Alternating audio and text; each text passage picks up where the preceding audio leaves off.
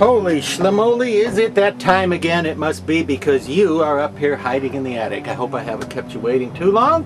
Welcome once again to the Mask Fan Attic, where we look for cool, old, interesting masks. And tonight's interesting mask, very interesting indeed, I think. It's this guy, known to his legions of fans and admirers as, okay, two different names. He's actually Ghoul. Just plain old straight up Ghoul. Okay? However, if you recognize him, you may know him as Corpse. What's the difference between a Ghoul and a Corpse? Well, apparently, whatever that difference is, it was lost on the girl who laid out the Stroke of Midnight Studios mask brochure back in the 1985-86 season, because she got those two names mixed up. And when the brochure was printed and mailed out, again, this is 1985, people printed things on paper. Do I need to explain what that is? There were these flat things that they were called paper, and they had, okay, Google it, kids. Yeah. The flyer that went out, anyway, called this one Corpse, but it was supposed to have been called Ghoul. Now, this was sculpted by David Smith of Stroke of Midnight. He didn't call himself Stroke of Midnight Studios for a very long time, but while he did, the stuff you could get from him really was absolutely outstanding. I don't know if your viewing monitor at home will show you just how awesomely realistic this thing looks and how amazingly lifelike, or perhaps I should say deathlike, old Ghoul is. But he's, in person, he just looks completely real to me.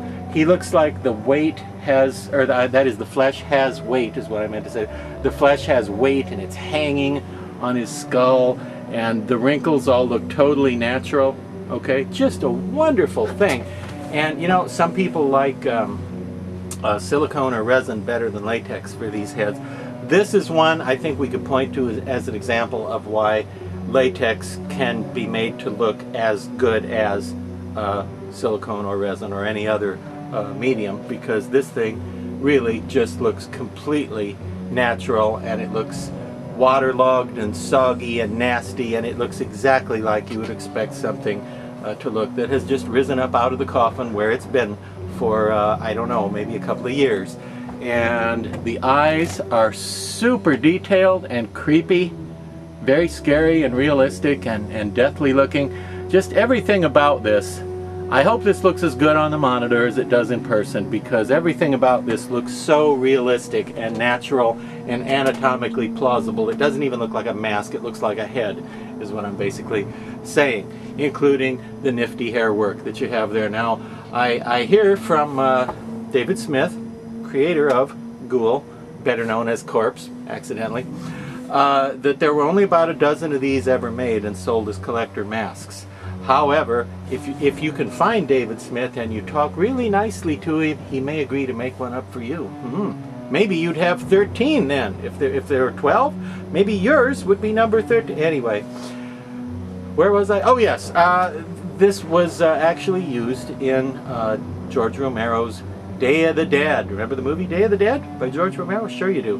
Had a lot of great zombies in it, and there were a great many background zombies. There were crowds of zombies, and there were several different masks that were used. This wasn't one of the primary ones, but this guy, some variation on him does show up in there. Not necessarily with this exact color scheme, or eyes, or hair, or even these exact teeth, but this same face shows up in some of the crowd scenes.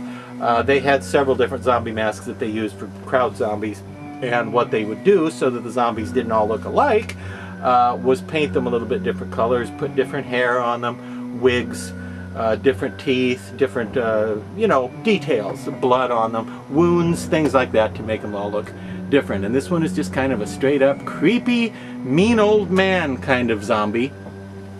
And well, I've always thought he was just one of the coolest of dead guys. He's very real looking. He's got a little bit of resemblance to Old Age Barnabas, you know, from Dark Shadows, the Dick Smith Barnabas, and then there were the Don Post masks of it, and you know that character. Yeah, he looks a bit like that, only creepier.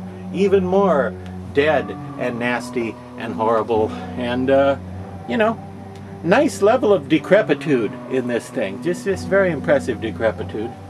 And by the way, you can see I'm holding him up here. What have I got him on? Well, this is a plastic funnel from an auto supply store. Now, I stole this at Mask Fest a couple of years ago, so don't tell anybody that's you know, that I have it.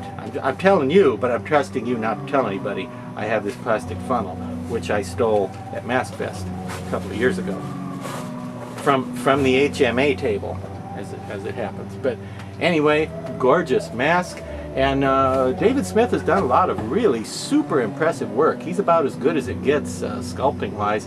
So I hope to look at a couple of more of his creations in the near future. Here with you again in the mask, Fan Attic.